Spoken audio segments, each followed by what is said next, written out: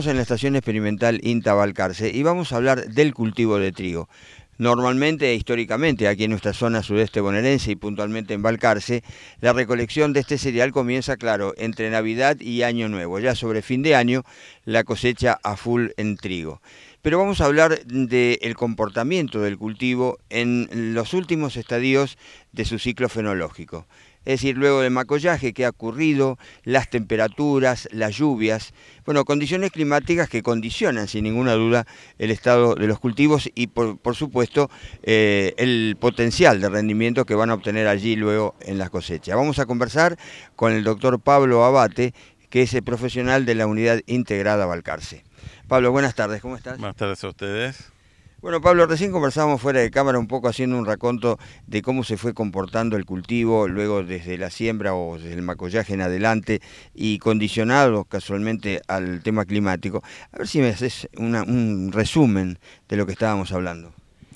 Bueno, este año tiene algunas particularidades climáticas que no son muy frecuentes. Una de ellas que es bastante, creo que la percibieron todos, es que fue un año con temperaturas relativamente altas. Nosotros hacemos el seguimiento semana a semana de cómo es la temperatura y este año no hubo una sola semana que la temperatura esté por debajo del promedio histórico de la zona. Así que eso tuvo un efecto que fue acumulativo durante el ciclo de cultivo. En general las condiciones para el macollaje no fueron buenas, las etapas de desarrollo tendían a cortarse y el cultivo llegó a floración con una biomasa menor a lo que normalmente llega y con una generación de granos que también es menor a la que normalmente sea en la zona. Sí, yo he tenido oportunidad de recorrer algunos cultivos y se ven los surcos. Cuando se ven los surcos, bueno, las cosas no están del todo bien, ¿no? Efectivamente. Eso, cuando se ven los surcos cercanos a floración, quiere decir que el cultivo no está captando toda la radiación y eso puede haber sido originado a que macolló poco, pero el tema es que si no se capta toda la radiación en ese momento, va a haber un perjuicio sobre el rendimiento a través de la generación del número de granos. Y eso este año yo creo que va a pasar. Hablas de número de granos, por supuesto condicionado absolutamente al número de espigas. Menos espigas, menos granos y potencialmente quizá menos rendimiento. Sí, a ver, hay que tener en cuenta que puede haber mucha variación del número de espigas entre cultivares. Pero a un mismo cultivar, este año yo esperaría que tenga menos granos y sobre todo menos granos por espiga. La comparación más fácil es para un mismo cultivar, comparado con otros años, este año va a tener menos granos por espiga. ¿Y eso va a generar menor rendimiento? Sí, seguramente va a generar menor rendimiento. Ahora, yo creo que en principio lo que se va a notar es que los lotes bien manejados, esos son los que van a tener un rendimiento que no sea muy sobresaliente comparado con otros años. Ahí es donde va a haber una diferencia.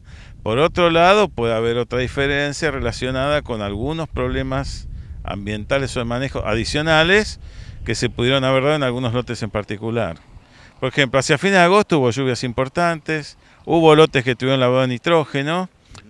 Entonces, si esa deficiencia de nitrógeno no se corrigió a tiempo, va a generar un problema adicional. También hubo parte del ciclo donde el agua estuvo muy ajustada. Entonces, en lotes que fueron más someros en cuanto a profundidad de suelo, también es esperar que esa situación de incapacidad de cultivo para generar biomasa se agrave. Bueno, hay todas condiciones, me surgen un montón de interrogantes. Uno de ellos sería la fecha de siembra y el ciclo del cultivar. Cultivares de ciclos más cortos podrían tener un efecto más negativo respecto a todo lo que estamos hablando, respecto a ciclos más largos. No, yo creo que si estamos hablando de cultivares que se sembraron en su fecha, van a tener el mismo efecto independientemente sea el ciclo. Ahora, puede ser que, por ejemplo, un ciclo largo sembrado tarde haya escapado un poco al problema de alta temperatura y alrededor de floración y bueno, mejore la radiación alrededor de floración porque está atrasando su floración. uno podría buscar algún caso así medio laboratorio, pero para lo normal sería que cada uno sembró el cultivar en la fecha que le correspondió a su ciclo y en ese caso el efecto es indistinto para el ciclo.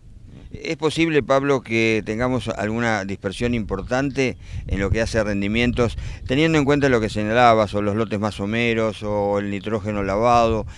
Siempre en estos casos que son así muy puntuales, a lo mejor hay una gran dispersión de rendimientos. Sí, yo creo que lo que se va a ver este año es eso, que va a ser muy variable el rendimiento. Y la otra cosa que creo que va a pasar es que no va a haber ningún lote muy descollante. Si alguien está esperando rendimientos por arriba de 80 quintales o algo así, yo creo que no se van a dar. ¿Se puede esbozar algún porcentaje de disminución respecto a digamos, a un rendimiento promedio o potencial a nivel lote? Sí, el rendimiento potencial que hemos calculado este año estaría en el orden del 10-15% por debajo del promedio de la zona, del promedio histórico de la zona.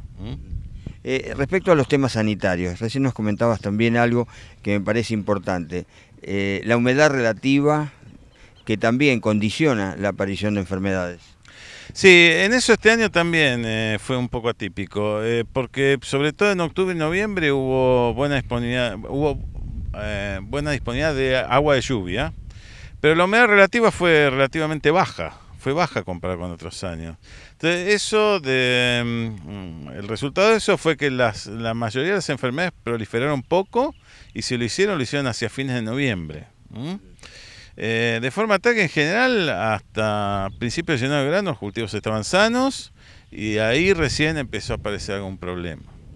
La excepción puede ser el caso de Fusarium, que de acuerdo a la fecha de floración y que le tocó a cada subzona, puede haber recibido lluvia cerca de floración y eso favoreció Fusarium. Pero en lo que se refiere a enfermedades de hoja, en general aparecieron tardes en esta zona. Por ahí es interesante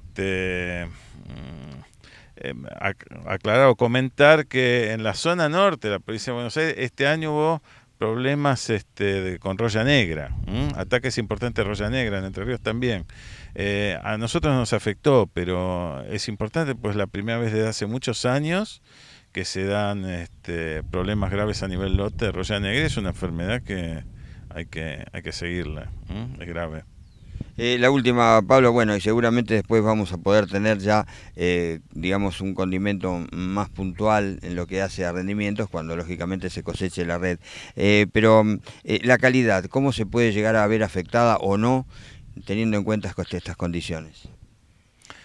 Bueno, a ver, en general cuando el rendimiento baja, la calidad desde el punto de vista comercial y panadero suele subir. O sea, el contenido de proteína va a ser mejor y el gluten también. ¿Podría haber algún caso de granos chuzos, de achuzamiento de grano? Bueno, podría estar asociado a la presencia de Fusarium, por ejemplo. Eso lo veo factible. Pero en general yo esperaría que si el grano es chico, o sea, si el peso de miel es bajo, sea porque el grano es chico, más que porque el grano sea chuzo. Que eso es una cosa importante diferenciar. El grano chuzo se castiga comercialmente, el grano chico no. El grano chico implica una pérdida de rendimiento de cierta magnitud, pero es hasta ahí el perjuicio que produce, no tiene merma comercial.